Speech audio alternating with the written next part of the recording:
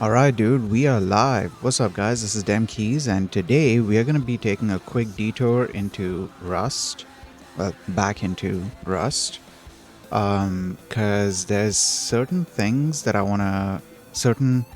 Certain concepts that I want to kind of understand properly, and there's certain other concepts that I've previously learned that I want to refresh my knowledge of before I can get into what I'm trying to do, because I want to try and set up a thing where I can control the mouse using hand capture data. So I can using hand tracking data. So I can track one of my fingers, and that can then be the what do you call it? The cursor. That can be the mouse pointer. And as I move it around, as I move my finger around on camera, the cursor should move as well. So I'll have sort of, I don't even know what to compare it to, but I'll have something there. I want to try that out because I feel like it'll be a fun experiment. But before that, I want to. Oh yeah, by the way, I'll be using Rust for that. I'll be using a mixture of Python and Rust. I'll be capturing the data using Mediapipe and Python, and then I'll send that data over into the Rust program. And in the Rust program, I'll be doing all the Win32 stuff to move the mouse around and send mouse input and stuff like that. So before that, I want to just solidify the concepts that I haven't learned previously.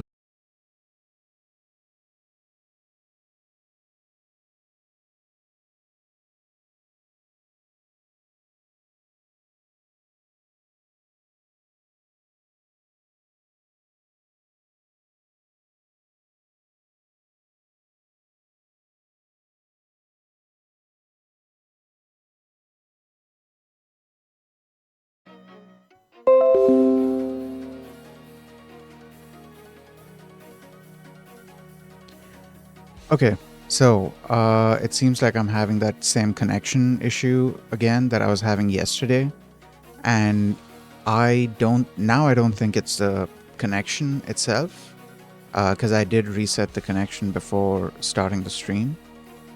So I'm thinking it might be my Ethernet to USB adapter that's randomly disconnecting, because of which it's causing these issues.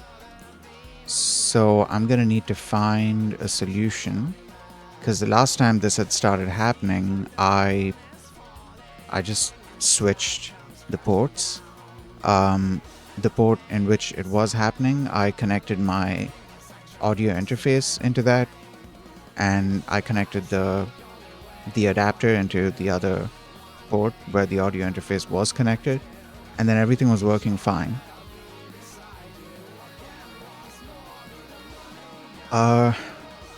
I'm wondering if I need to get a new Ethernet to USB adapter. Fortunately, they're not that expensive, so I can replace the one that I currently have. In fact, the one that I currently have as well, it's one of those cheap ones. Like, I don't need an expensive one. It gets the job done. I need whatever can get the job done. But with cheap ones, you do tend to run into issues where, like, you don't know when the thing is going to die. It might work for a long time. It might also only work for a short time. And so you don't really know how long the thing is going to last. You just use it as long as it works.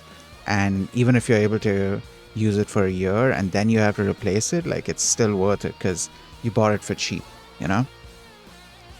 So I'm wondering if I need to replace this Ethernet to USB adapter. But in the meantime, things seem to be going fine for now. I think we might have a few more disconnects throughout the stream. I'll have to see. But as long as it doesn't last for so long that the stream cuts out, we should be fine. That being said, I think we can jump into it. So I need to refresh my knowledge of modules. I think more specifically, I need to refresh my knowledge of modules in like in within folders, multiple modules in a folder, like a hierarchy of it. This one, separating modules into different files. I need to sort of refresh my understanding of it. Probably just need to read a little bit. So I know the basics of modules, like you can create a module, you can create functions in it, you can create sub-modules inside a module, and you can then like bring that into scope, into the scope of the current file. I think that's the right way to say it. Let's just test that out here.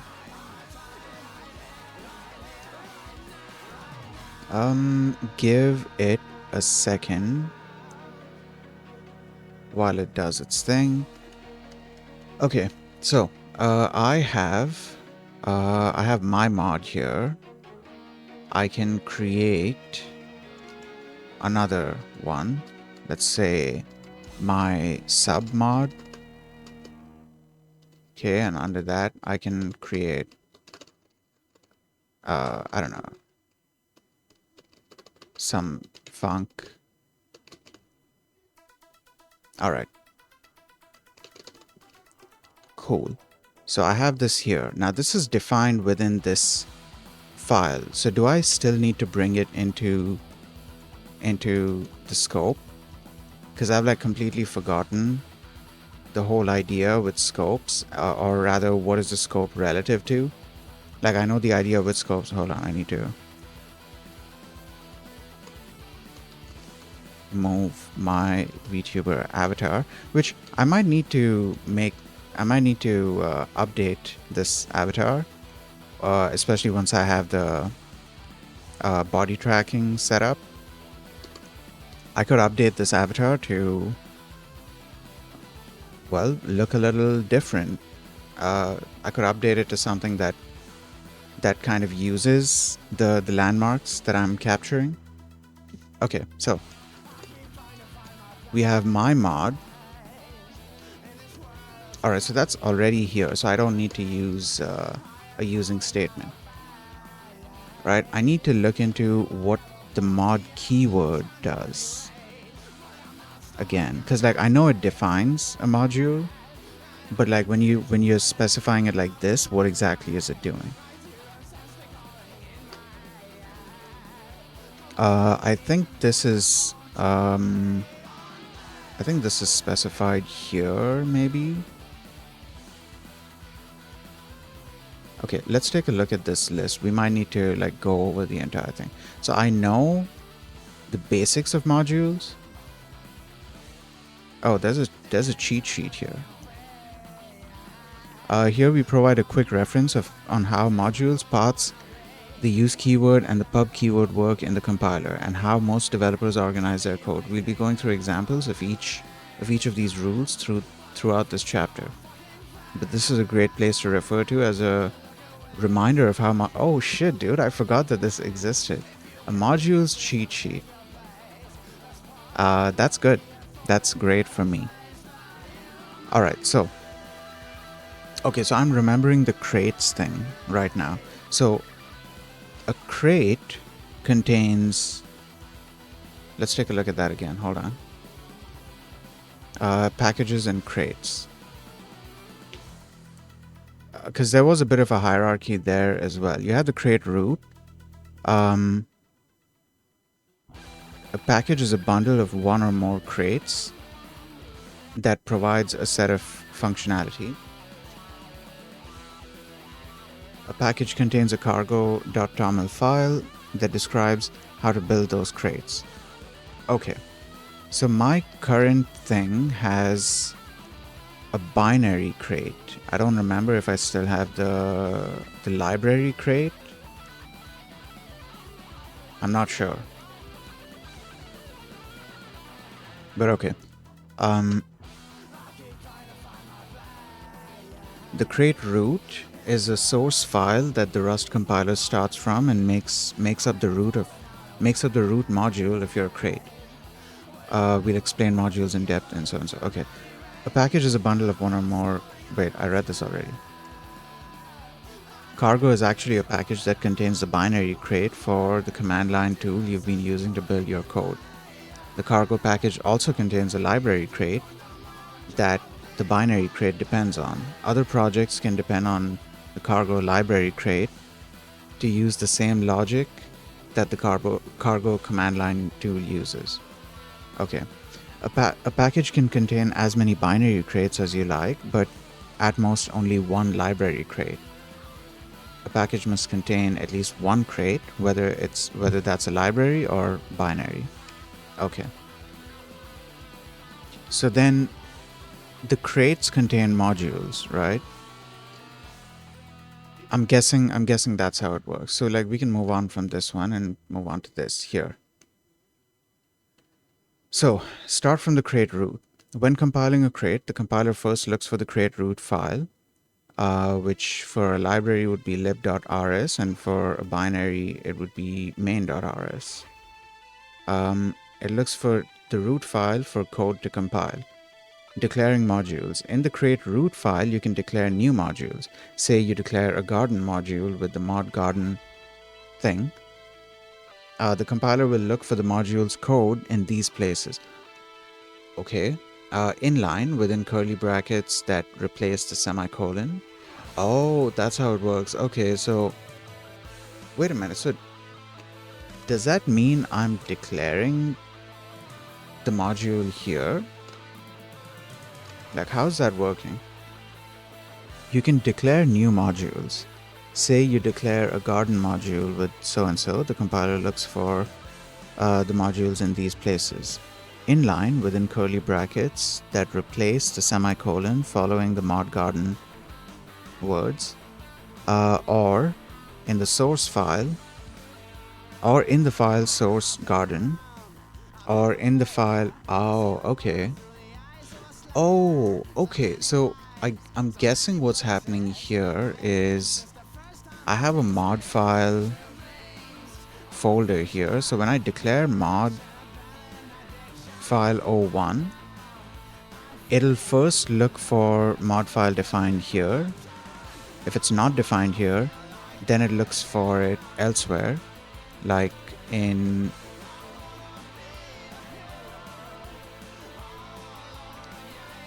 the immediate directory where the main file is, and if it doesn't find it there, then it looks for a folder with that module name, and within that, what does it look for?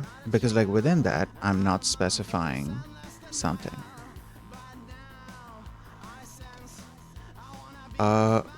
Within that it looks for mod.rs.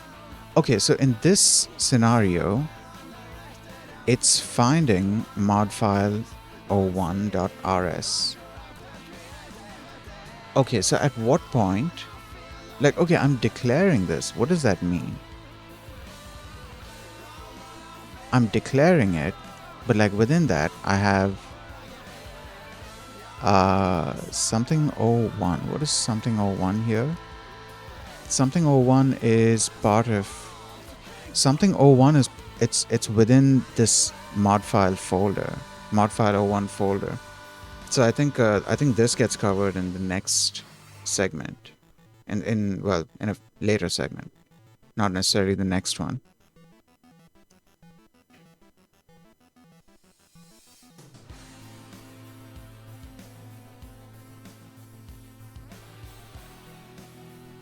Okay.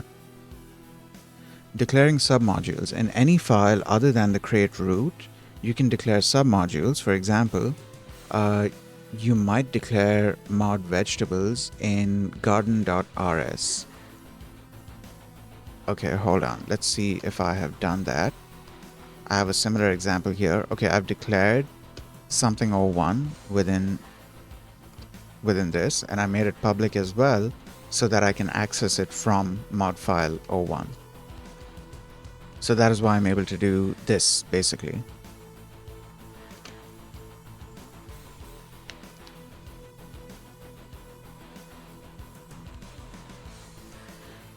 Okay. It looks for it in source garden.rs. The compiler will look for the submodule's code within the directory named for the parent module in these places. Wait, the compiler will look for the submodule's code within the directory named for the parent module in these places. Within the directory named for the parent module. Oh, okay. Okay. I'm kind of getting it.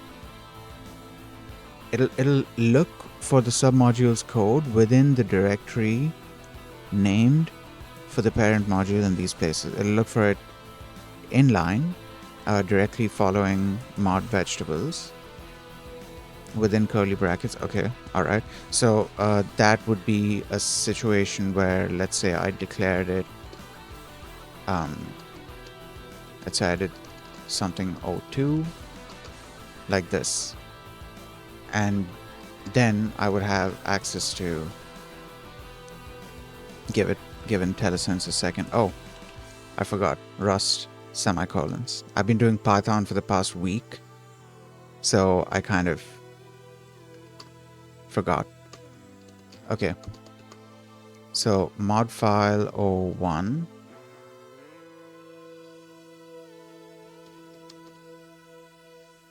And then in here we have something O2.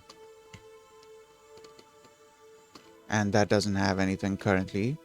So let's create a function, test 01.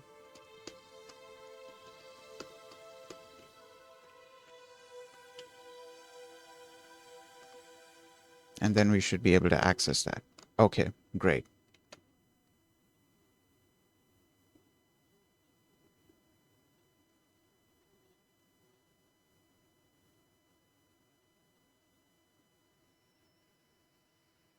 YouTube Premium is ad-free YouTube and the YouTube Music app all together. Carrying on. Try 1 month free of charge. So the module is called vegetables, right? It'll either look for it in curly brackets within that module file, the parent module file. The compiler will look for so-and-so in the following places.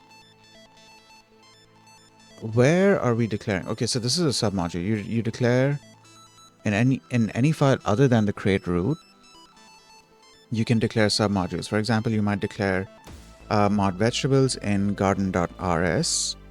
Okay. The compiler will look for the submodule's code within the directory named for the parent module. So in this case, the parent module would be garden, right? Okay, so we have the parent modules folder and we have the parent modules file. So it's going to first look for the vegetables module, the vegetables modules definition. It's going to look for it in, or its code. It's going to look for it within curly brackets in the same file within garden.rs. If it doesn't find it there, it'll look in here, which is a separate file made for that. Okay, we're gonna recreate all of this. Okay, just so I can. Oh, man, this stuff does not stick with me if I don't practice it for a while. Holy shit! And then I have to come back and like relearn it. I need to do more shit with Rust, dude. Otherwise, this shit is not gonna stick in my mind. And the thing that I'm planning to work on, I think I'm gonna heavily use modules because like the knowledge is just not sticking. Because I'm not practicing it, because I'm not doing a whole lot of things with Rust.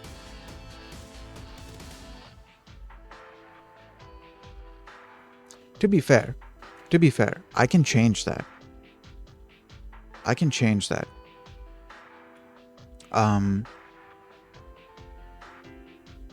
You know what? Give me a second. I just remembered something. So okay, there's this very, very famous library called raylib. I think it's a raycasting. No, not raycasting. There was a specific. Basically, it's a. From what I understand, it's a graphics library. Like you can It makes drawing graphics simpler. Give me a second.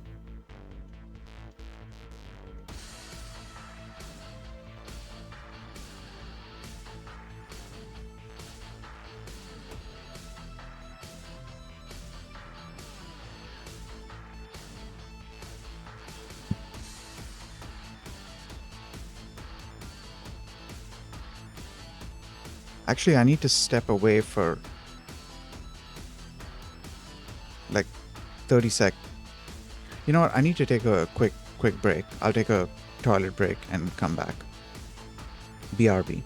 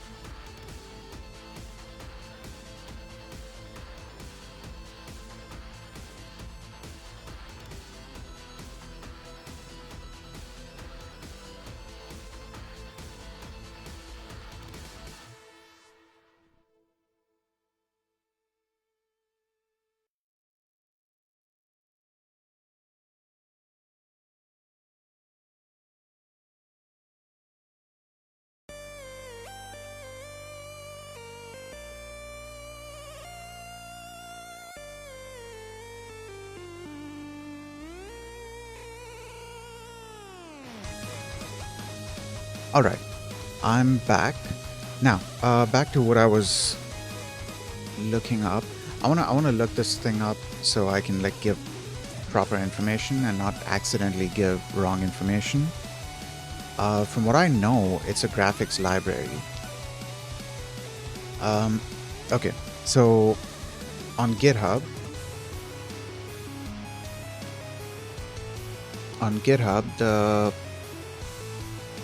the about section of the description says Raylib is a simple and easy to use library to enjoy video games programming.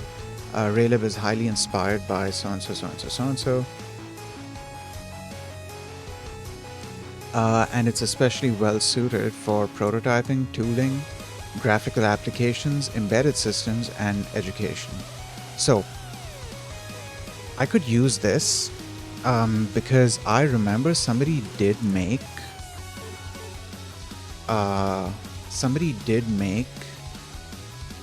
bindings for somebody did make Rust bindings for Raylib. I don't know if it's still being maintained. Okay, there have been updates to it recently. Raylib 4.2 is currently a work in progress. In the meantime, you can use a fork by so-and-so. Let's take a look at the fork. I'm glad that they actually mentioned this before I, went and downloaded the wrong thing.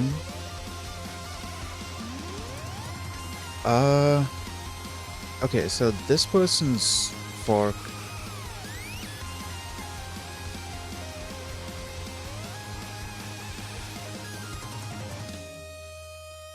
This person's fork also seems to be similar. I think they already merged it. Raylib RS is a Rust binding for Raylib 3.5. It currently targets the stable Rust toolchain, version 1.7. Okay. Right, okay. So that's one thing I could do. This is, okay, so the reason I'm looking all this up is, so I have something to practice using Rust, or something I have to practice Rust with. So I could do some graphics programming. I'll have to see how stable this thing is, and like which specific versions I need to download and stuff like that. Another thing I could do is I could start doing a bunch of ML stuff with Rust, because there are libraries for that as well. There's a lot of crates out there for different purposes, different ML and deep learning related things. So I could, for example, I don't know, set up and train a neural network. That is once I learn about, or well, I've started learning about neural networks. Once I have the time to carry on learning about neural networks, because I still haven't set up like a very basic neural network. So like, I don't think I'm like barely, how do I say this? I've barely set my foot through the door. Because like I wanna learn the basics of neural networks first. Then I wanna set up a feed forward neural network. Then I want to set up more complex neural networks like convolutional neural network, recurrent neural network, and whatever other types of neural networks there might be. But there's even with something as simple as a feed forward neural network, there's a bunch of concepts in there that I still need to learn. Stuff like activation functions and minimizing loss, or more specifically the methods of minimizing loss, because that comes into play when you're training the neural network. I also need to learn about like how weights and biases and stuff get stored, because like once you train the neural network, you'll be presented with a set of data, right? It's going to contain the weights and a bunch of other things. That data has to be stored in a specific format, so I need to learn about the various tools available for that purpose. I need to learn about how to store the network itself, the neural net itself, or like how exactly I'm supposed to go about moving that thing around. But yeah, I could do a bunch of things. Currently, what I have in mind is the Win32 stuff that I'm doing. So that should give me a bit of practice. Anyways, let's continue. Let's carry on. So back to reading. So it'll either look, oh yeah, okay, so that's what I was doing. Yeah, let's delete everything here.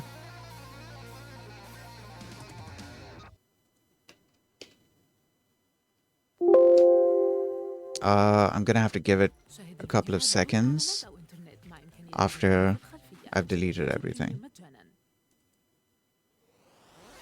Are we good? No, okay. Let me let it do its thing.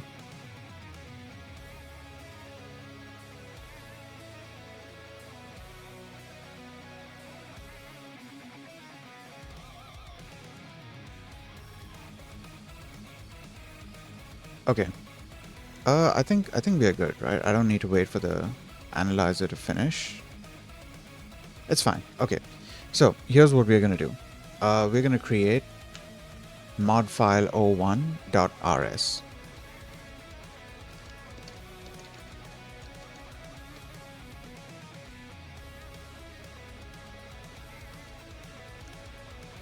Okay, there's an ad playing, so I'm gonna hydrate. I just realized I missed my first hydration break, so I should definitely be hydrating now.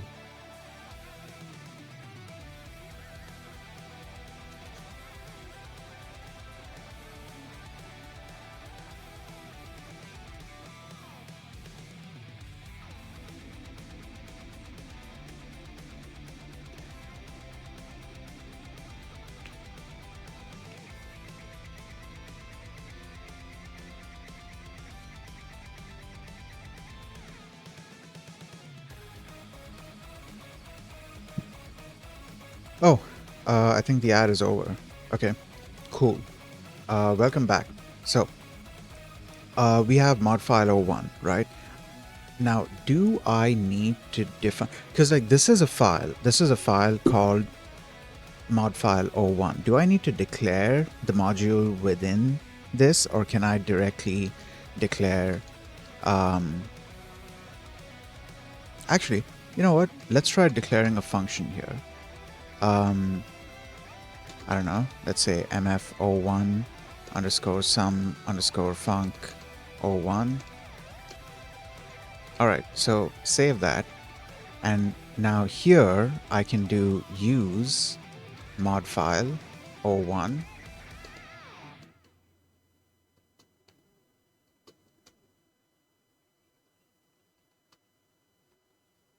Oh, that didn't work. Let's try this then.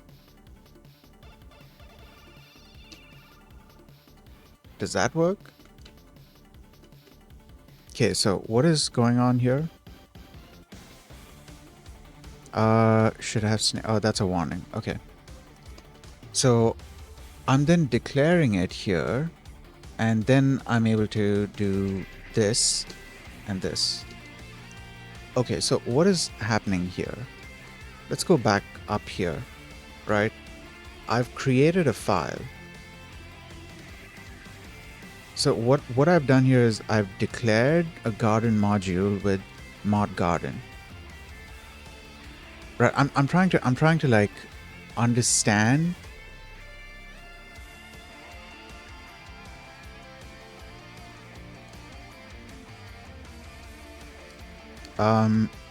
just a second, guys.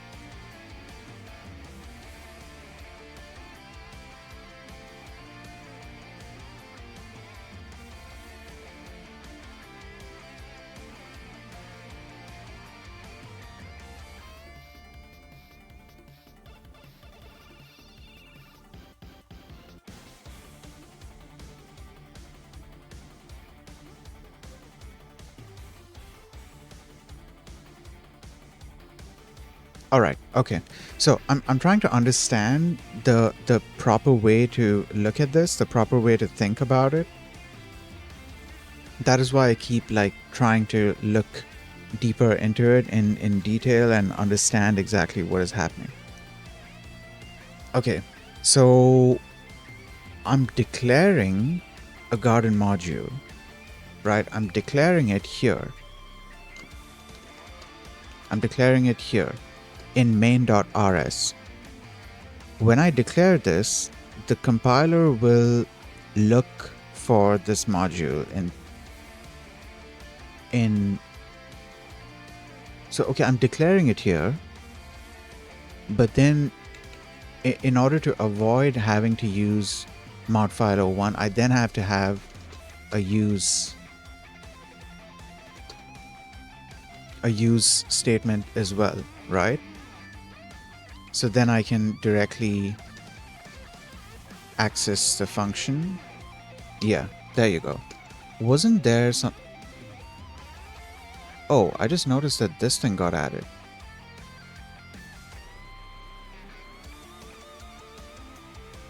Oh, that's interesting. Oh yeah, okay, so there was the thing of adding the functions as well, the functions that are within the module. But like, why did it do this? What if I just wanted this? Would that work?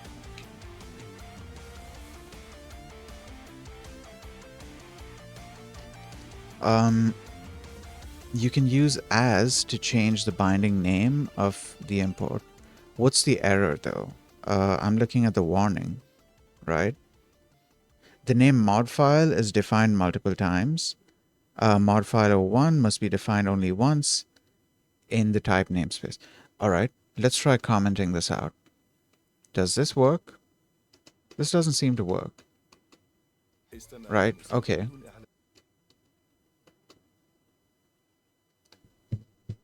Okay, I think I need to understand what exactly I'm trying to do with use, because I think the idea with use is to bring something into the current scope. Yeah, I think I need to look into, I think I need to, I forgot what I was saying. But yeah, okay. The idea with use is to bring something into the current scope, right? For the time being, let's stick with the other thing that we were doing.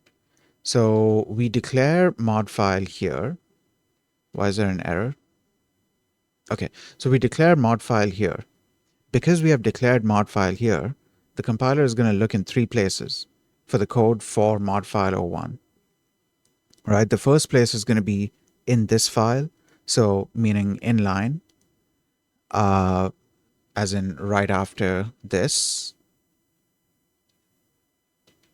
So it'll be looking for this kind of a definition where there'll be some more stuff, right? And then we have 2 more places where it can look. One is the garden thing, which was basically I create a mod file 01 file, and within that file I declare whatever I want to declare. So that's the second place it's going to look. And that file basically contains the code that's supposed to be in mod file 01 module. Okay.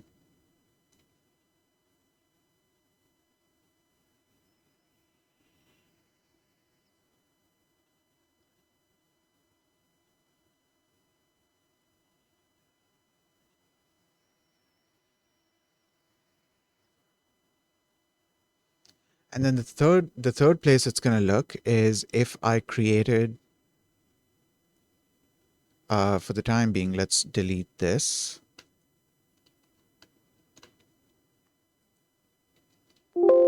And let's instead create a folder called modfile 01. And within that, I'll create a mod.rs file which contains the code that the modfile 01 module is supposed to contain. Right? And then I place it here. So at this point, this code should still be working. Give it a second while this thing does its thing, whatever is going on here. Okay, so it's working. Right? Great. So this method, from what I know, I think this is being discouraged at this point in time because it creates like a massive hierarchy of like files and folders and stuff. And the other method seems a little more intuitive and less hectic. So like you can just have like, okay, you have modfile 01 folder. You can also have a modfile 01 file. And in that file, you can have the code that's supposed to be within modfile 01 module. And then any submodules that you want to put into separate files, any submodules of modfile 01 that you want to be within modfile 01, you can place them in separate files, but place those files into a folder called modfile 01. And that way you can separate, other submodules. If the thing, whatever you're writing, it ends up being massive, then you can like separate it in that way. Dude, this is something that I'm going to need to practice over and over again until it kind of just sticks with me. Because right now, this is something that I would mainly only be using if I'm writing a library of some sort. Like having to divide the stuff up. Well, okay, no. To be fair, that's not entirely true. No, I take that back.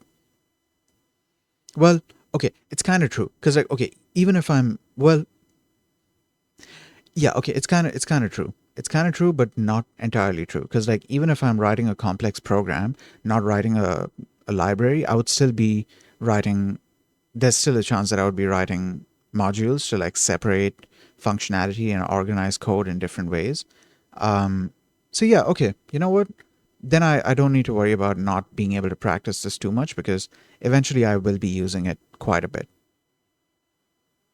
It's one of those situations that's like in C sharp, for example, there are there are not too many situations where I have to use uh there are not too many situations where I have to use namespaces, custom namespaces very heavily. Like at most I have to create one namespace and then make sure that the other classes that I'm creating, they get created within that namespace, or I put them within that namespace, right? So like I don't need to worry too much about like the more advanced stuff related to namespaces. I forgot why I was talking about that. Okay, anyways. All right, so one more thing that I feel like I should test. Let's say I also create a mod file o1.rs file. So now we have a mod.rs file for mod file o1's module code, but we also have a mod file o1.rs file for, well, mod file o1 modules code. And in here, I'll define another function. Would both of these methods be able to like coexist together? Let's see if I'm able to access this from here. So let's do mod file o1.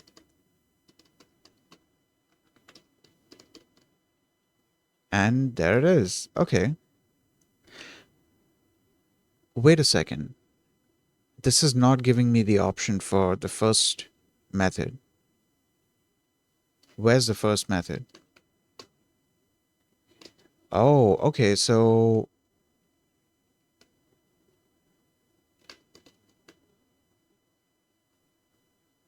all right. So what's the issue here? File for module mod file o1 found at both. Oh, it's telling me there's an issue. Delete or rename one of them to remove the ambiguity. Okay. All right. So they don't coexist together. So I can delete this. I'm not going to be using this mod method. I'm mainly going to be using the folder method and the file method, and also the inline method.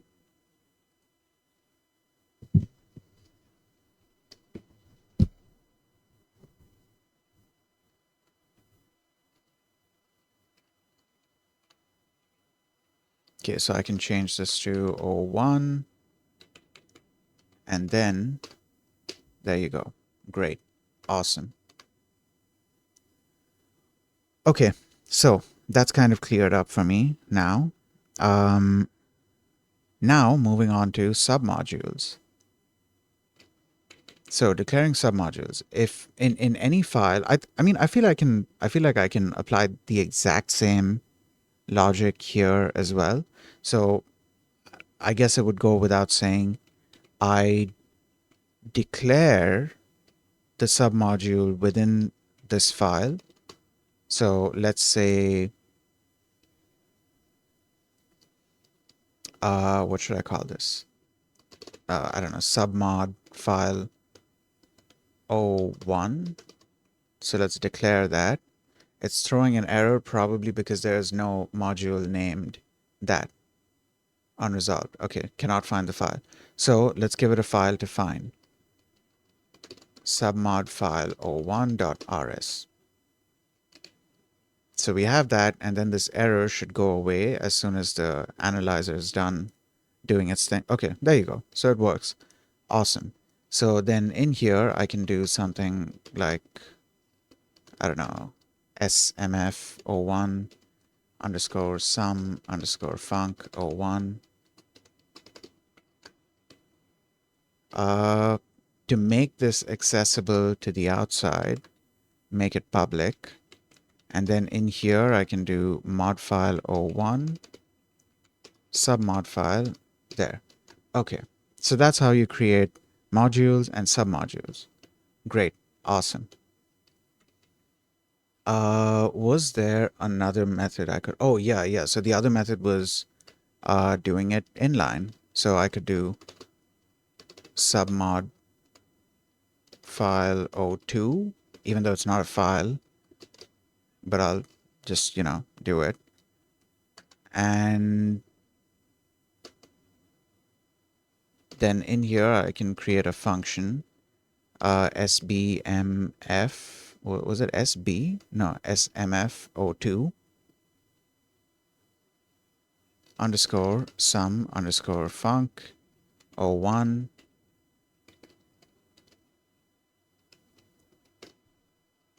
And then we should be able to access that from here as well. There it is. Right, so we can use both inline methods and the file method. Okay, paths to code in modules. Once a module is part of your crate, you can refer to code in that module from anywhere else in that same crate. Right, okay, so I still need to just wrap my head around the idea here to understand that I'm not bringing anything into scope by using this line, right? By using this line, mod file 01, I'm declaring the module, and then the compiler has a couple of different ways to find the code that is supposed to be within this module. So in one scenario, it could be inline code. In another scenario, it could be code in a file, and that file resides within the same folder where this main.rs file resides. And in another scenario, the file could reside in a folder called modfile01 that contains a mod.rs file. So the code would then reside in the mod.rs file. So I need to sort of just remind myself of the way that this is working, just so that the pattern kind of forms in my head. I need to practice this thing over and over again, so I kind of develop that understanding, because otherwise I'm gonna keep forgetting it. And I don't want to do that dumb thing where you just memorize the thing. I want to practice it and understand what exactly is going on. So far it seems to be going well. Okay.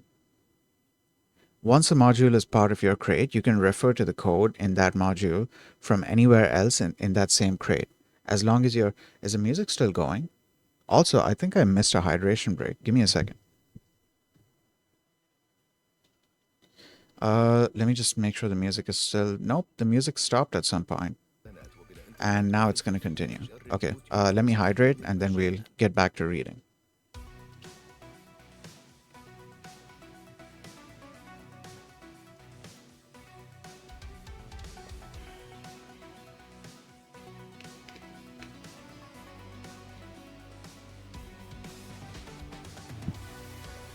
Okay.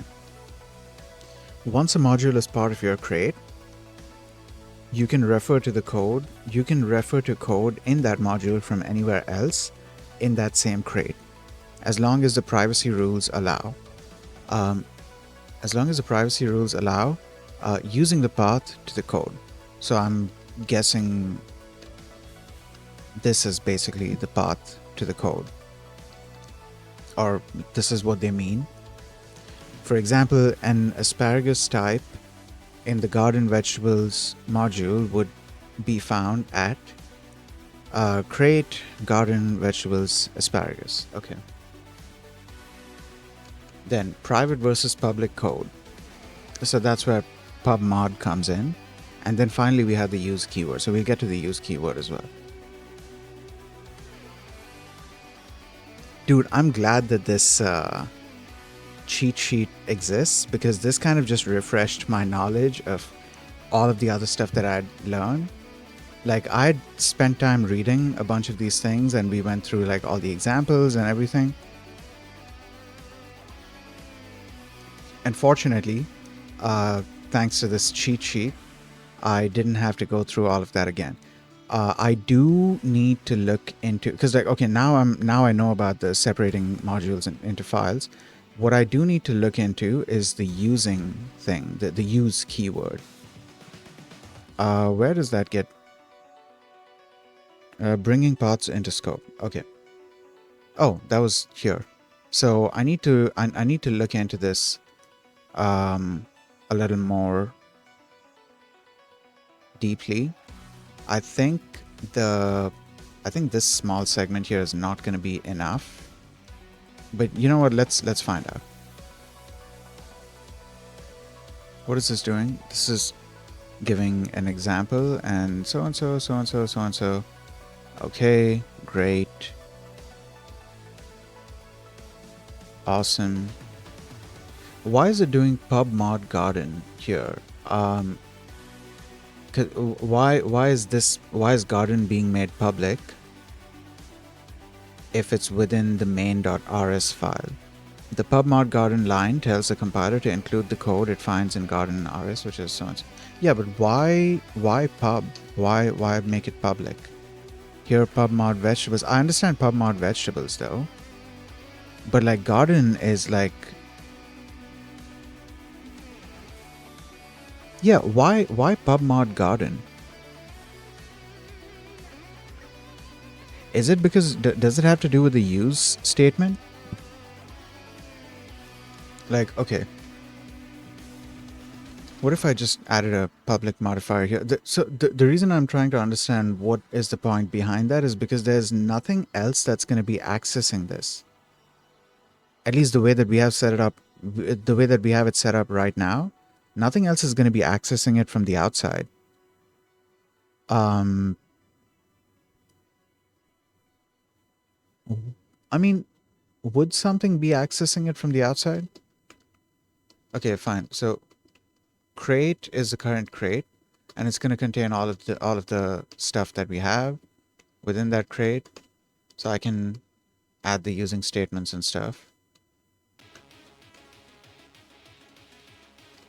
Right. What is this saying? Unused import. Okay. Sub module contains SMF.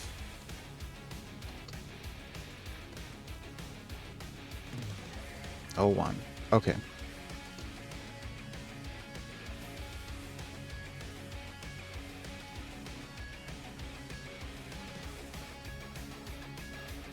All right.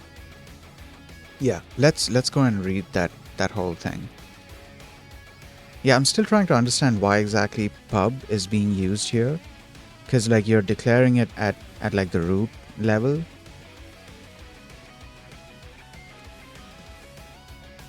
And like there's nothing that's going to be trying to access it from the root crate, right? But there's definitely a reason for pub mod vegetables, so that the vegetables module is accessible from outside of the gardens module or the garden module. There's a reason for that, but like, why this?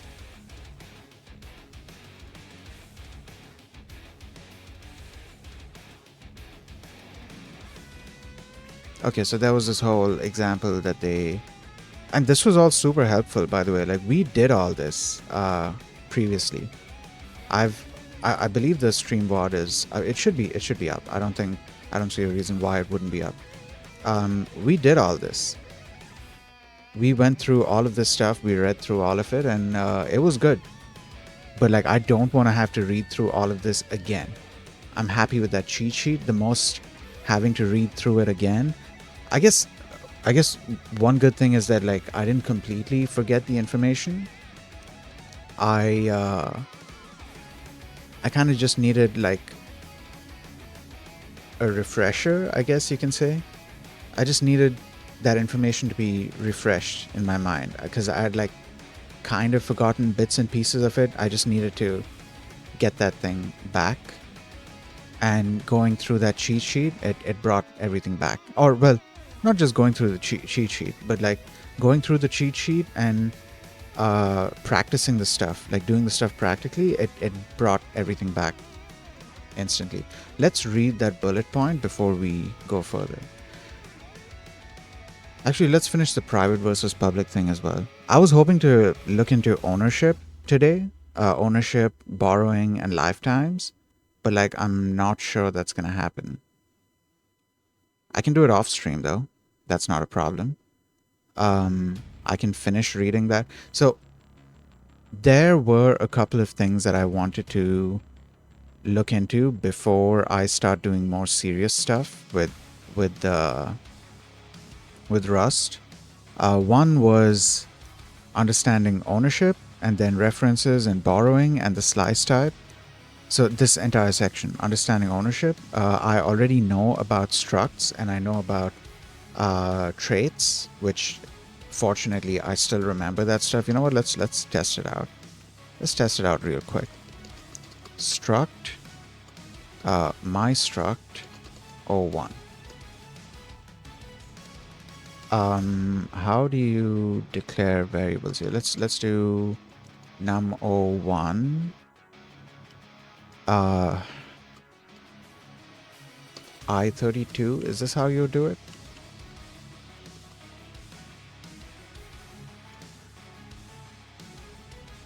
I cannot remember.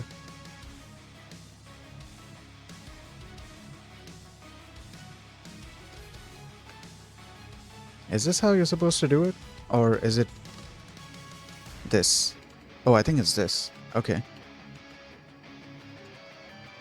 Right, so then we can create a variable of type myStruct. So we can call it ms01 underscore 01. And it can be of type myStruct. And here we can do myStruct. I believe it was a new thing required? I don't think so. Okay, new is not required. So that's how we initialize that structure. Right, and then I can create an implementation. I can implement a trait for that structure. Right, I think I would first need to implement.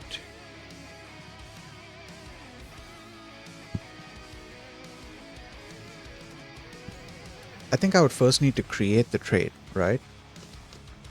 Is there a trait keyword? Okay. Let's say sum underscore trait O1. Here we can create a function, sum underscore func O1. All right. And then we can create an implementation. Wait, do we have definitions here? I don't think because like this then becomes like an interface, right? Yeah, this becomes like an interface. Though I think we can give like default implementations and then override the default implementation. Or maybe the default implementation gets overridden by default. I'll have to look into that. Okay. So then we can implement some trait O1 for myStruct O2, myStruct O1. And here we can define the method and add a definition. Let's do, what was the print thing called? Print ln, I think? Yeah. Test.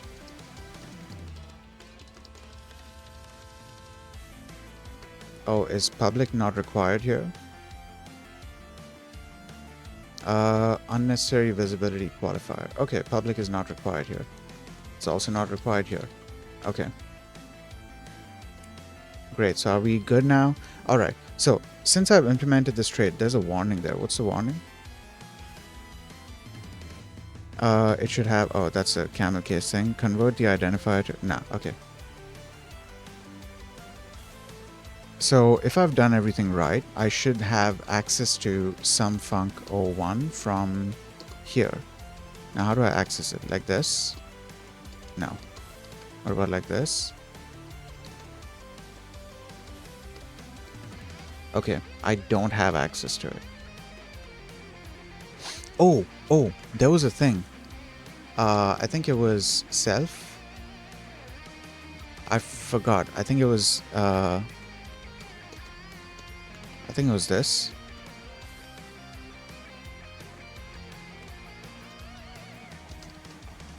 No, how did we do that? Okay, let's go back and read that again, because there was something with like self. I can't remember exactly what that was. Collections, error handling, traits defining shared behavior. There you go.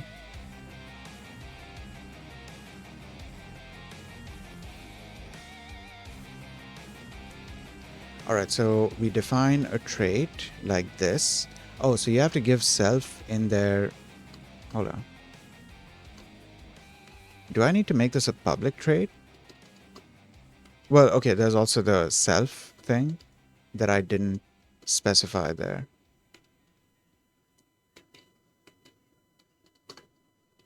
Yeah, there you go. Cool. So I need to like reread this thing again because I forgot exactly what the self thing does. So I think I'll go over this again later on. For now, let's finish reading this.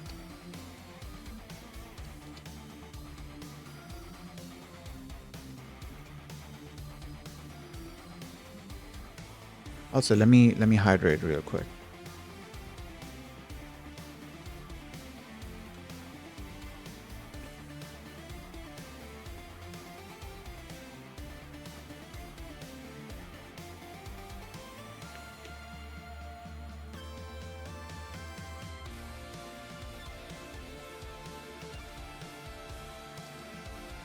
Okay, so private versus public. Code within a module is private from its parented modules by default. It's private from, code within a module is private from its parented modules by default. To make a module public, declare it with the pubmod instead of mod. To make items within a public module public as well, use pub before the. To make items within a public module public as well, use pub before their declaration. Okay. All right, we can move past that. The use keyword within a scope. The use keyword creates shortcuts to items to reduce repetition of long paths. In any scope that can refer to so-and-so, so-and-so, so-and-so asparagus, you can create a shortcut with use so-and-so, and from then on, you only need to write asparagus to make use of that type in the scope. All right, so there was this. You could do it for like individual types. But there was also a thing where you could import like a collection of types from the thing. Or is that what you say? Import?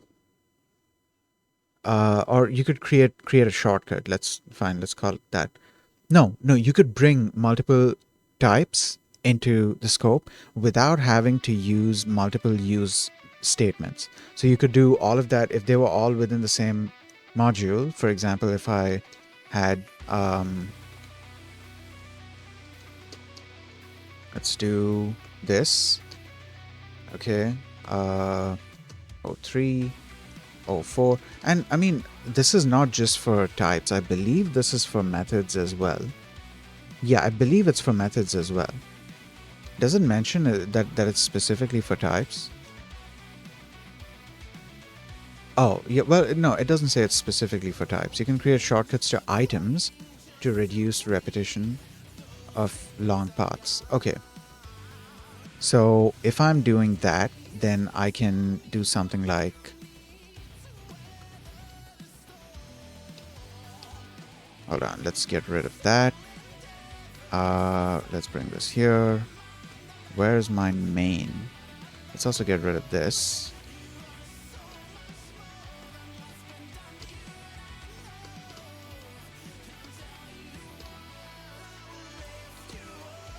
Okay. Mod file, so and so, so and so. Are we good? Yeah, okay, we are good. So, what I could do then is, let's get rid of this for now. I could do use mod file 01. Oh, should I bring it down here? Oh, okay. But if I want to do it otherwise, if I want to do it without this, then I could do it like this, right? I could do crate. No, I cannot. Okay, that's interesting. Oh, is it because I haven't declared it at all? I think that might be it. Okay, okay. It's starting to make sense slowly. So I haven't declared it yet. It's just that the file exists. So I declare mod file 01 module, and then I can, I mean, if I'm doing that, then I don't need to do crate, right? So it becomes kind of redundant then. So I can do this, and then I can create something like this. I believe I have to add self here as well. Other than self, I also need to add the other. So submodule dot this, for example. And then I should be able to directly access this, right? Can I specify... I remember this getting a tiny bit complicated. Can I specify as here? As ABC? Okay. So then I should be able to use ABC, which leads to... Does it like hint? Does it give like a breadcrumb or something? Yeah, it does. Oh, okay, okay. So it directly shows the actual function name when you hover over the alias. Okay.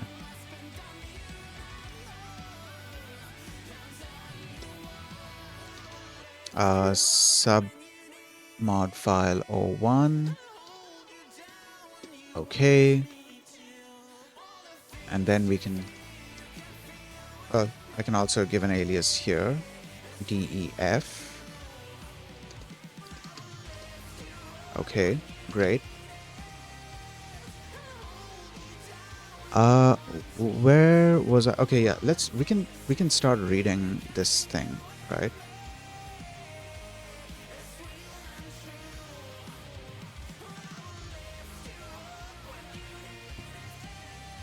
Okay.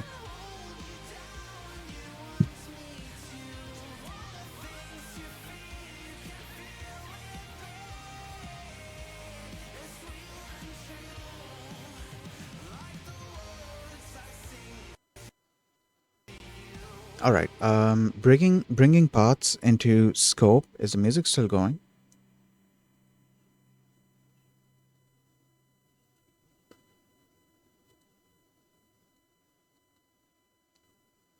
Okay, so the music has stopped. I got it just at the very last song of the playlist. So that's good. We can start from some other.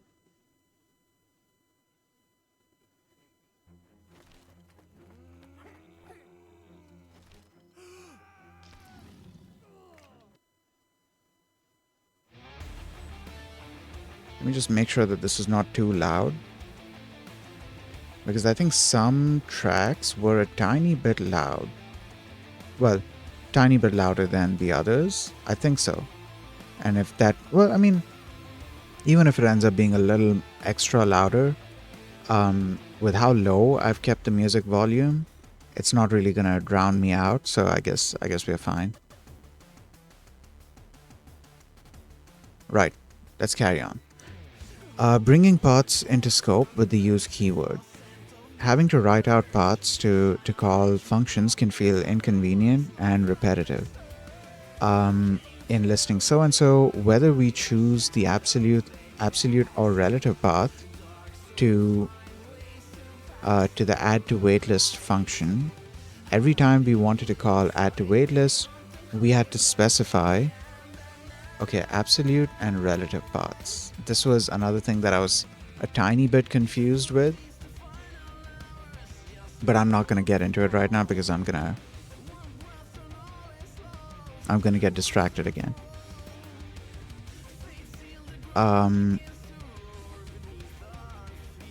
Every time we wanted to call the add to waitlist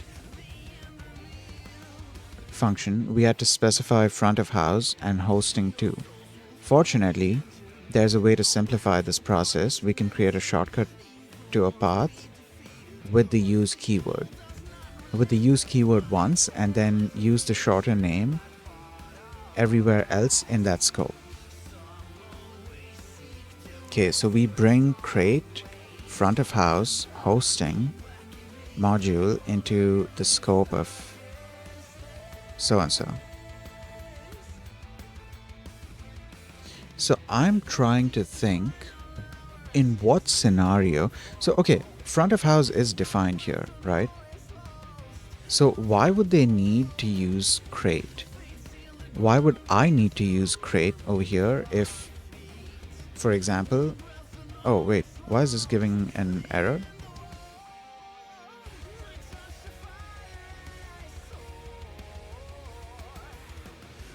Is it because it's missing? You can use as to change the binding name of so-and-so. Okay, what's the error though?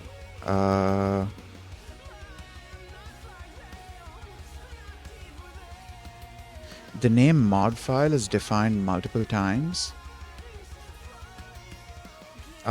Must be defined only once in the type or namespace.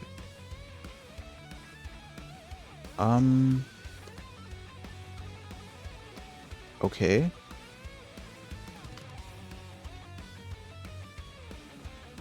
How is it defined multiple times? Where is it defined multiple times? Oh, is it because of self? What exactly was the self thing for, dude? Hold on. Let me go down here. Because down here there's a section that talks about importing multiple of them at once.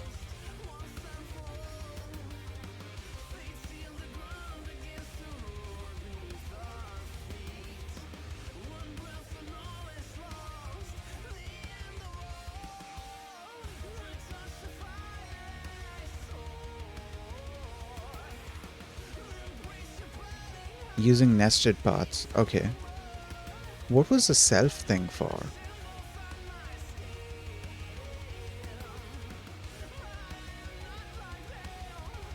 This line brings stdio and this into the scope.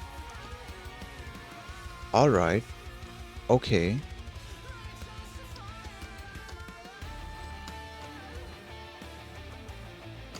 Why am I getting an error here? Where is the second definition? Can it tell me where the second definition is? Also, which one of these is the error? I need to get used to seeing, like, looking at this information again. Okay, so that's a warning. That's a warning. It says E. Okay, so I don't think that's an error, though. Just because it says E, it's not. Okay, previous definition of module here.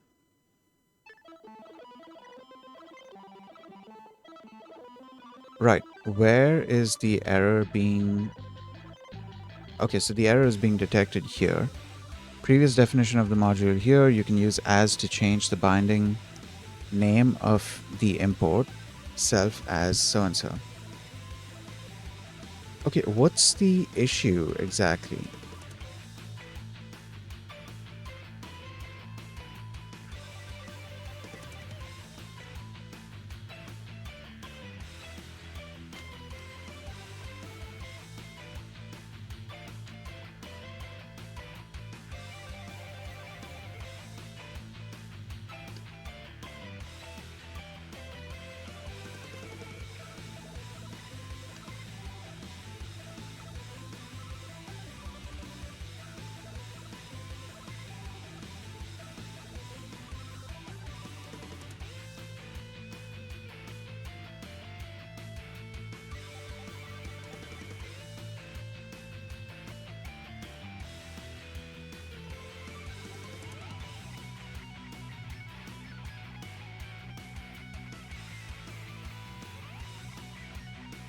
Okay, the common part of these two parts is stdio, and that's the complete first part. To merge these two parts into one use statement, we can use self in the nested path. Where exactly are we using self?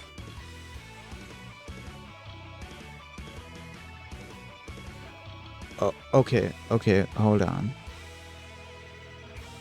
So this imports both stdio and stdio write.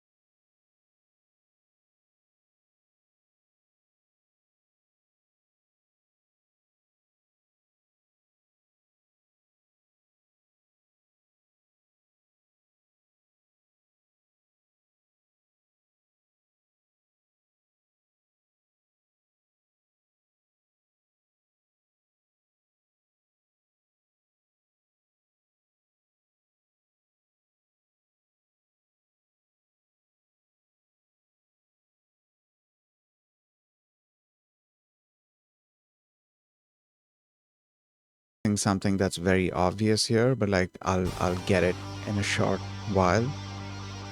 Um,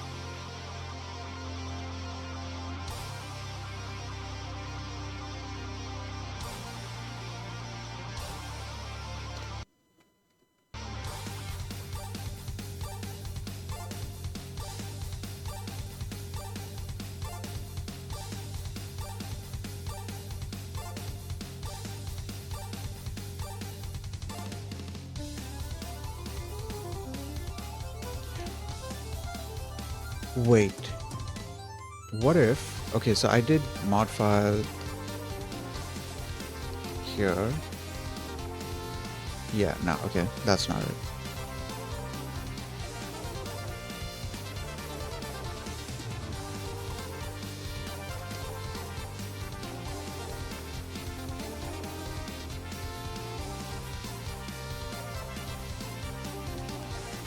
Okay, if we are using multiple items defined in the same crate or same module, listing each item on its own line can take up a lot of vertical space in our files. For example, these two use statements we had in the guessing game brings items from std into scope. Instead, we can use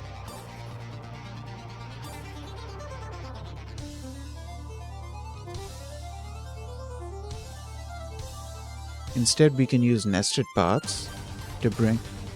Okay, what if I get rid of this? Right, would I still have access to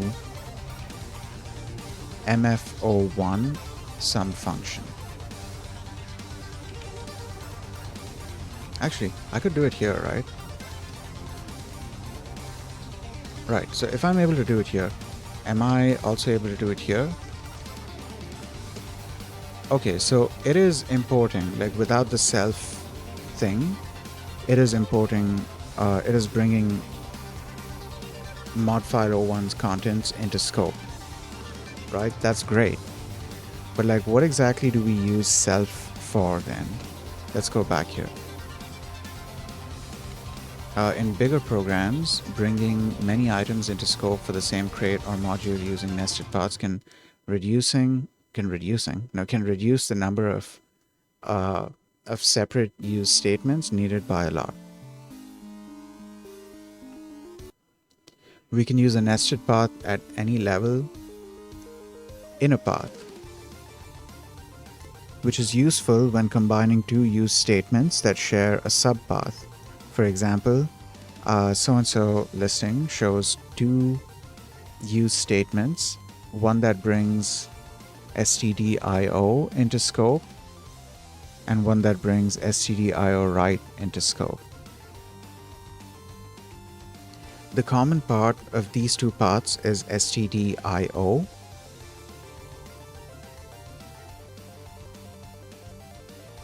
and that's the complete first path. Okay, all right. To merge these two paths into one use statement, we can use self in the nested path.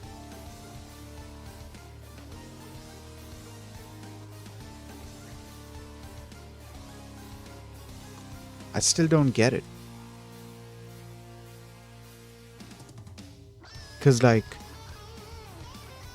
it's importing the items anyways, even without using self. So what am I using self for? More importantly, why am I getting an error when I'm using self? Oh, let me Google this. Rust use self function already. No. What error was it giving?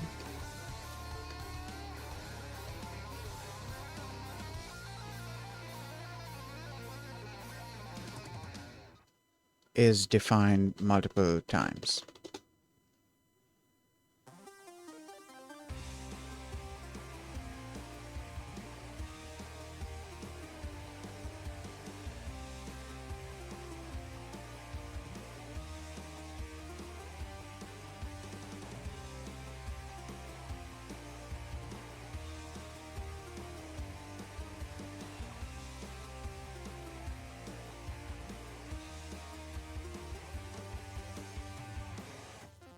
Okay.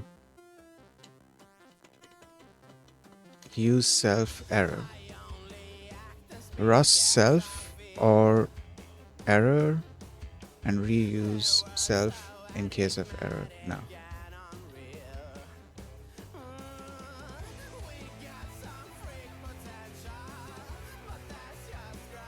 Okay. I'm gonna look into this later on. I'm getting like super sleepy right now. I'm like yawning a lot. So I think I'm gonna end the stream here. I'm gonna carry on looking for the answer here. I'm sure there's something obvious here that I've just missed. I just haven't found it so far. I'll continue looking, and then I'll finish reading up on this section, and then hopefully start with the ownership section. And there's quite a bit to go through there, so I'll see how much of it I'm able to get through by tomorrow, and then maybe we'll just do the rest on stream, because I wanna do Win32 stuff using Rust. But before I start doing Win32 stuff using Rust, I want to learn about the ownership and references and borrowing thing, because that's a very important concept in Rust. I feel like it's going to be really helpful for me if I know that. So yeah, okay, that's going to be it for today's stream. I hope you guys have a nice day, and I will see you all next time. Peace.